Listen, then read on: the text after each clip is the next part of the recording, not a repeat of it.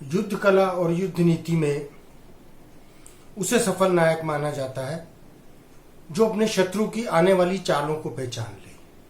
यही शतरंज में भी जीतने की गारंटी होती है कि आप जो होने वाला है या जो चालें चली जाने वाली हैं उसको पहले से देख लें और उसको पहले से पहचान लें।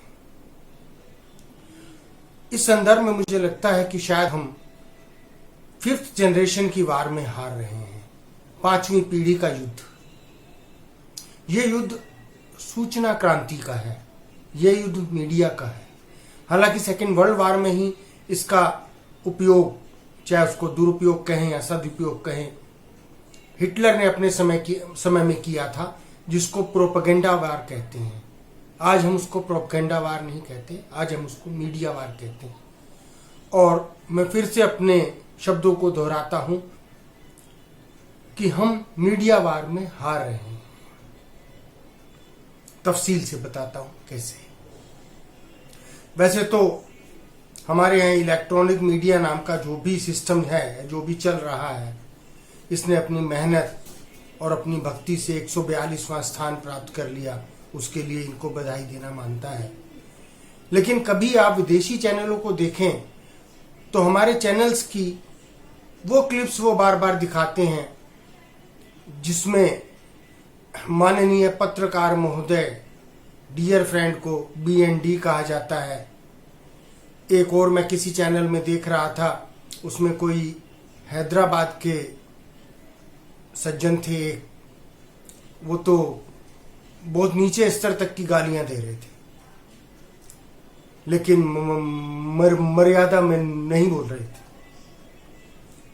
खैर, ये एक मजाक की बात हो गई। अभी हम आते हैं मुख्य मीडिया से भी ज्यादा जो चल रहा है पूरी दुनिया में, सोशल मीडिया है, YouTube है, Facebook है। अगर हम इसको गौर करके देखें तो इसमें हमें 2 तरीके की 2 धाराएं नजर आती हैं। या तो वो लोग हैं जिनको पेड IT सेल वाले कहा जाता है। उस पेड IT सेल वाले या उस भक्त मंडल वाले, उस धारा के लोगों के पास बुद्धि नाम की चीज नहीं होती, तर्क नहीं होते, फोटोशॉप, झूठ और ऊल जलूल गाली गलोच, जिससे कोई भी आदमी उनके अपने गिरोह के अलावा बाहर का आदमी आज उसे पढ़ना भी पसंद नहीं करता। दूसरी धारा के वो लोग हैं जो वर्तमान सरकार की नीतियों के आलोचक हैं या इससे सहमत नहीं होते। ऐसा एक बीच की कोई अवधारणा वाला या बीच की सोच वाला बहुत कम मीडिया हमें नजर आता है, विशेषकर YouTube में, जो तार्किक रूप से अपनी बातें बताता। इसी रेफरेंस में अगर आप अपने पड़ोस के देश को देखें, जो हमारा शत्रु नंबर 1 माना जाता है, और इसमें कोई संदेह नहीं है कि अंदर खाने से वहां की सरकार और वहां का तंत्र कहीं ना कहीं भारत को और भारत सरकार के तंत्र और समाज को अस्थिर करना चाहता है। अगर आप वहां देखें तो आपको नजर आएगा कि इस लॉकडाउन के पीरियड में जब एक वैक्यूम पैदा हो गया था खाली बैठे लोगों के लिए, उन्होंने कुकर मुत्ते की तरह बहुत सारे चैनल शुरू कर दिए हैं। और उसमें कुछ पेड, जहां तक मेरी जानकारी है, कुछ बड़े अच्छे चेहरे, उनको सरकार ने पैसा देके उनके पर्सनल नाम से चैनल शुरू कराए हैं, क्योंकि उनकी गुडविल थी। और वो उस गुडविल के आधार पर झूठी सच्ची कहानियां परोसते रहते हैं, जो धीरे धीरे धीरे हमारे युवाओं के दिमाग में असर करती जाएगी। और कहीं ना कहीं आज जो आलोचना करने वाले लोग हैं या जो असहमति जाहिर करते हैं सरकार की नीतियों से, सरकार की विचारधारा से, वो उनकी असहमति विरोध में बदल जाएगी, विरोध से विद्रोह में भी बदल सकती है। एक तरीके से सोचा जाए तो ये माइंड वॉश किया जा रहा है। कल मैं मेरे अच्छे जानकार हैं, उनका चैनल देख रहा था। उन्होंने YouTube चैनल बनाया, मुझे स्पेशल लिंक देके भेजा कि आप देखो, मैंने YouTube पर आना शुरू किया है। तो 1965 की लड़ाई में वो अपनी अपने नजरिए की कहानी बता रहे थे, कुछ हदीसों का हवाला देके गज़वा हिंद या इस तरीके की बातें बता रहे थे। कुल मिलाकर मुझे तो यही लगा कि वो ब्रेन वॉश कर रहे हैं हमारे मासूम युवकों का, ऐसे लोगों का, ऐसे बच्चों का जो बहुत ज्यादा इतिहास के बारे में नहीं जानते। क्योंकि हमारे समाज में इतिहास पढ़ना, इतिहास पर तर्क करना, सवाल खड़े करना, सोचना और क्यों और कैसे की बात करना एक अपराध है।